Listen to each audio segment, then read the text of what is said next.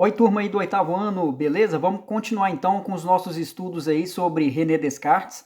Aí na página 16 nós vamos já iniciar aí em cima, olha aí, ó. No esquema exposto na imagem a seguir, podemos ver de forma clara e dinâmica cada uma das etapas do método cartesiano e sua ordem de aplicação. Basicamente, o método cartesiano vai seguir 4 regras, que são essas aí, ó. Evidência, análise, síntese e enumeração. A gente vai estar vendo cada uma delas aí agora, tá? Cada uma dessas regras possui uma característica particular, mas, no entanto, estão todas conjuntamente relacionadas para a aplicação do método criado por Descartes, uma vez que a ausência de qualquer uma das partes compromete todo o sistema pensado por Descartes.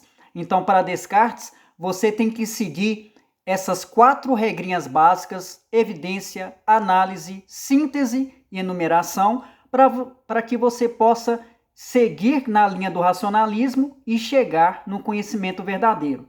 Vamos lá então, para a gente conhecer a tabelinha?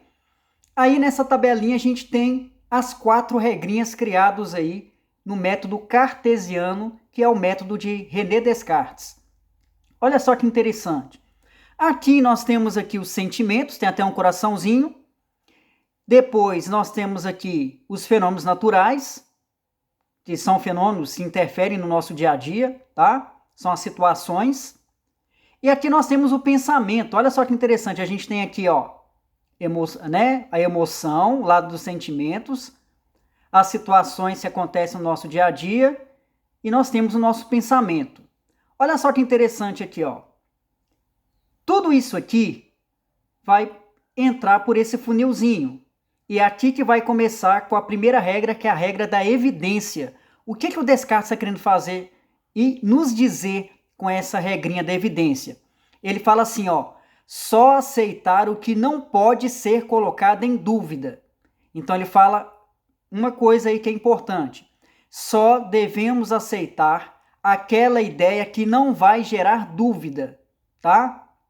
Por isso ele está falando, só aceitar o que não pode ser colocado em dúvida. Então tem que ser algo realmente concreto e correto. Segunda regra, da divisão. Olha só o que ele vai fazer. Dividir a dificuldade no maior número de partes possíveis e estudar cada uma individualmente. Então ele fala assim, ó, todo problema que você tiver, toda dificuldade que você tiver na sua vida, em tudo que você for fazer, naquilo que você for pensar, que você vai pegar essa dificuldade e vai dividir essa dificuldade em várias outras partes, para que você possa resolver cada uma delas. Então aqui tem um desenho, ó, o pensamento seu, e você vai pegar esse pensamento que está mostrando a sua dificuldade e você vai dividir em partes. Parte 1, parte 2, parte 3, para que você consiga resolver cada uma delas, tá? Na terceira regra, a regra da ordem. Olha só que interessante que ele fala. Que você tem que partir para resolver os problemas aí, você tem que partir dos problemas mais simples para os mais complexos, tá? Então ele fala assim, ó, para você resolver esses probleminhas aí que estão aí tomando conta da sua vida, né, diante de tudo que você pensa no seu dia a dia, ele fala claramente, é isso aí, ó, que ele está falando. Resolva primeiro os mais simples para depois você resolver os mais complexos, tá? Os mais difíceis. É essa a definição da regrinha da ordem. E a quarta é a regra da enumeração. O que ele pede para a gente fazer na enumeração? Ele fala para a gente revisar todo esse processo aqui de novo. Ó. Quando chega aqui na enumeração, ele fala que assim, ele pede para a gente voltar tudo isso aqui de novo para ver se você não deixou nada para trás. Então ele fala assim, ó, olhe direitinho, essa ideia que você recebeu é uma ideia verdadeira?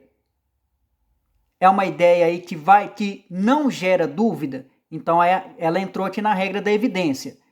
Aí depois vem assim, a regra da divisão.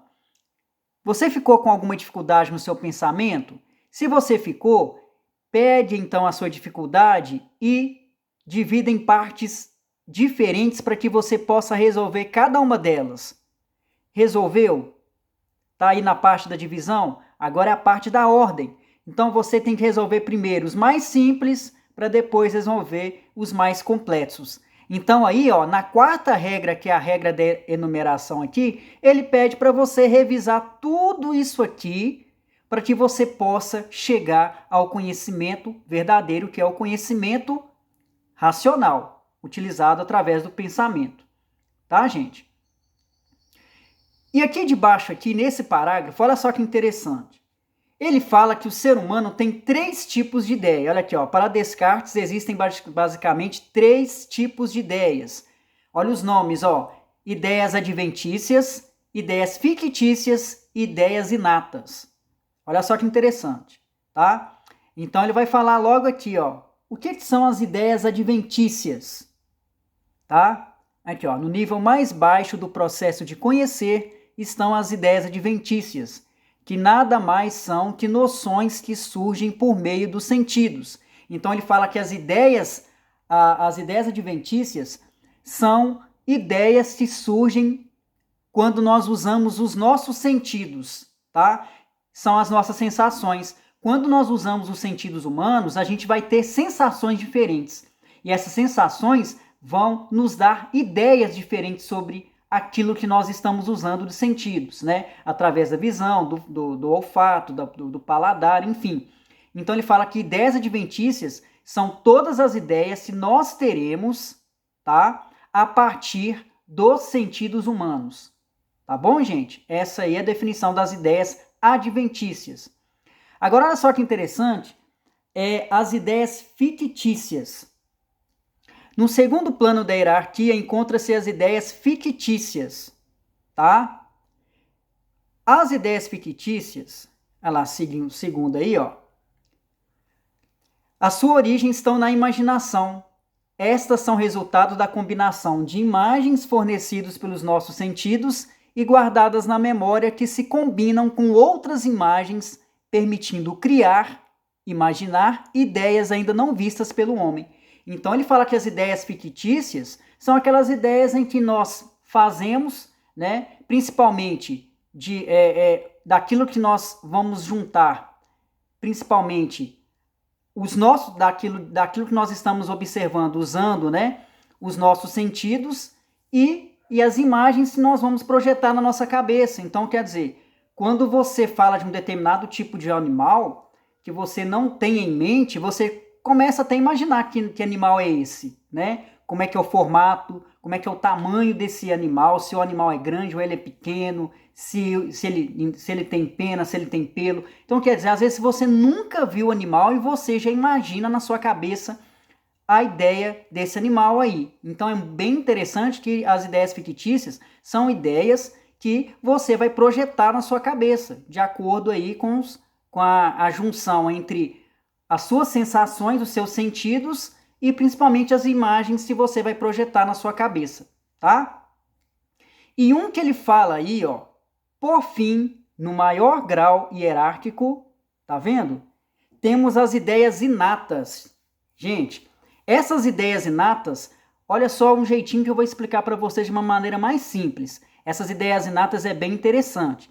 Olha só, ele fala, o Descartes, ele defende a ideia de que o ser humano já nasce com essas ideias inatas. Tio Jairo, o que significa ideias inatas? O Descartes, ele acredita que o ser humano já nasce com essas ideias inatas. O que significa? Ele acredita que nós já nascemos com as ideias prontas. Imagina, gente, já pensou você tá lá nascendo e de repente o Descartes vira e fala que você já tem o conhecimento na sua cabecinha?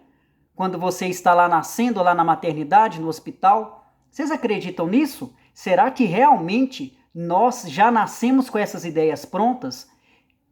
Como Descartes está querendo mostrar para a gente aí, ele defende que nós já nascemos com essas ideias prontas, com essas ideias inatas. Vocês concordam com ele? Vocês concordam que nós já nascemos com essas ideias prontas? O que vocês acham? E aqui logo mais abaixo, ele vai falar do quanto que o racionalismo é importante para que o ser humano possa ser uma pessoa melhor, porque ele vai falar que a ética e a moral de Descartes, né, vai mostrar principalmente isso aqui, ó. A ética e a moral cartesiana mostram-se totalmente coerentes com a teoria do filósofo acerca do conhecimento, reafirmando a todo momento o valor da razão na condução das nossas ações no mundo. Então ele fala claramente que, usar a razão é muito importante para não só no meio científico, mas principalmente no seu dia a dia, principalmente na forma de você pensar e agir na sua vida, na vida do outro. Então ele fala claramente que o uso da razão vai tornar você uma pessoa melhor, porque você vai ter uma ética melhor e principalmente você vai ter uma moral ainda melhor, né? A moral, lembrando que a moral é a forma de como que as pessoas vão te observar na sociedade, tá? Tem pessoas que têm uma moral positiva e tem pessoas que têm moral negativa. Tudo vai depender da forma de como você age. Então, por isso que o Descartes aí, ele está valorizando que se você for uma pessoa ética, se você usar o seu racionalismo da maneira correta, você vai ter uma vida melhor, você vai conseguir superar os problemas que aparecerem, porque o método cartesiano dele, ele explica como é que você pode resolver esses problemas, nós vimos aí um pouquinho antes, então é muito interessante essa visão do Descartes, que ele defende claramente o uso do racionalismo, que é bem interessante mesmo, né? E aí, o que vocês acham? Será que o racionalismo é a única fonte mesmo de obter o conhecimento? Ou o empirismo também tem seu valor? Tá bom, gente? Lembrando, Descartes era racionalista. Ele defende a ideia de que nós conhecemos as coisas, que nós aprendemos as coisas somente usando a razão, somente usando o raciocínio. O que vocês acham? Vou deixar algumas questões aí para vocês estarem respondendo aí nas postagens, tá? E vai ter uma atividade para vocês fazerem também. Prestem atenção aí na postagem direitinho, para que vocês possam resolver da forma que eu vou estar pedindo, tá bom? Obrigado, gente!